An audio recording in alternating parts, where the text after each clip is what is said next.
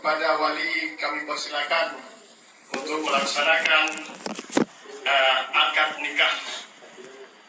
Demikian, terima kasih.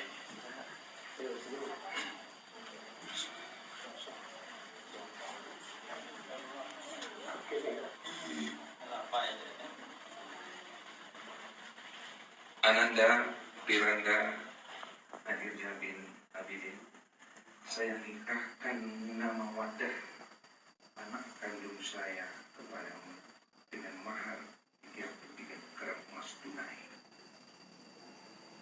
Saya terima nikah Nuna Mawaddah binti Sakti Rijal, anak kandung Bapak, dengan mahar 33 gram emas tunai. Alhamdulillah.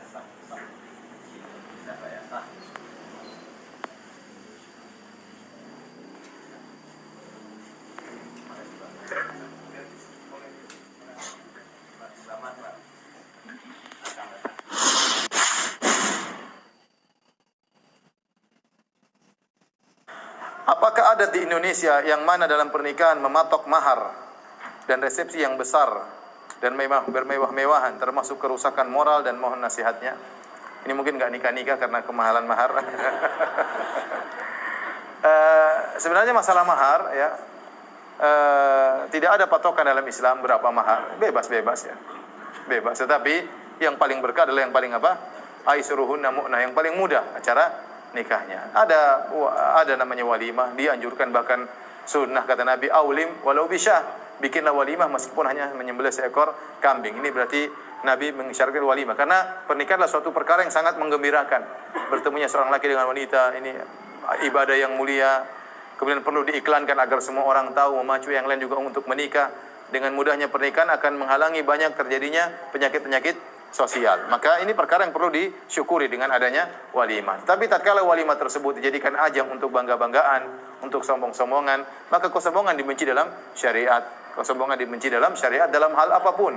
La yadkhulul jannata man kana fi qalbihi mithqalu dzarratin min kibar. Tidak masuk surga orang dalam hatinya ada kesombongan meskipun dalam sebesar apa? Meskipun sekecil zarrah, dalam hatinya ada kesombongan meskipun sekecil zarrah. Apa kesombongan itu dalam hal walimah, dalam hal ilmu, dalam hal jabatan, dalam hal yang lain? Kalau sudah walimah dijadikan ajang sombong-sombongan, pamer-pameran, maka ini tentunya tidak diperbolehkan dalam Islam. Tadi sebelum Nabi Muhammad SAW diutus, umatnya sudah berhaji.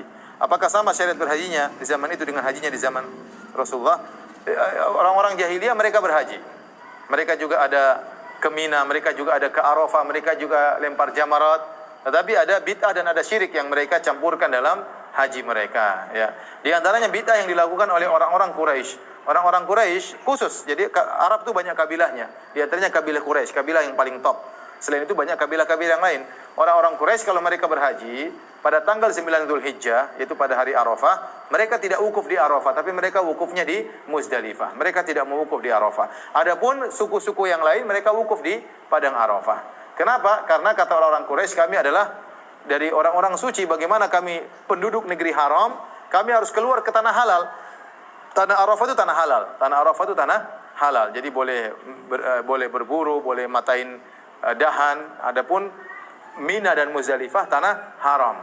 Sementara aturan dalam haji, kalau seorang wukuf di padang Arafah tanggal 9, harusnya wukufnya di padang Arafah, dan padang Arafah tanah halal. Nah, orang-orang Quraisy mereka punya bid'ah, kata mereka, kami ini penghuni tanah haram.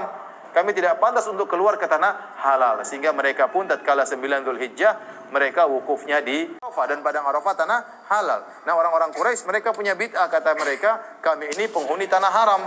Kami tidak pantas untuk keluar ke tanah halal. Sehingga mereka pun tatkala 9 Dzulhijjah, mereka wukufnya di Muzdalifah, bukan di Arafah. Contohnya mereka berhaji tapi mereka tatkala talbiyah ada syiriknya. Kata mereka, labbaik Allahumma labbaik, labbaik la syarika labbaik illa syarikan huwa lak tamliku wa malak.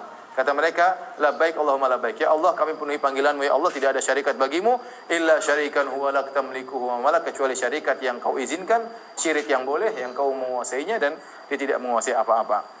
Jadi mereka hajinya ada, tetapi mereka ada bid'ah dan ada kesyirikan. Contoh sebagaimana mungkin saya belum jelaskan, tapi di antaranya mereka kalau datang tawaf, mereka mau umrah, mau tawaf di Ka'bah, Mereka meyakini baju yang mereka pakai ini nggak boleh digunakan untuk tawaf. Kenapa? Karena baju yang mereka pakai ini adalah baju untuk maksiat. Mereka merasa hina kalau tawaf di Ka'bah pakai baju yang pernah mereka gunakan untuk maksiat. Sehingga mereka kalau sampai ke Ka'bah, mereka ingin tawaf, mereka cari baju baru.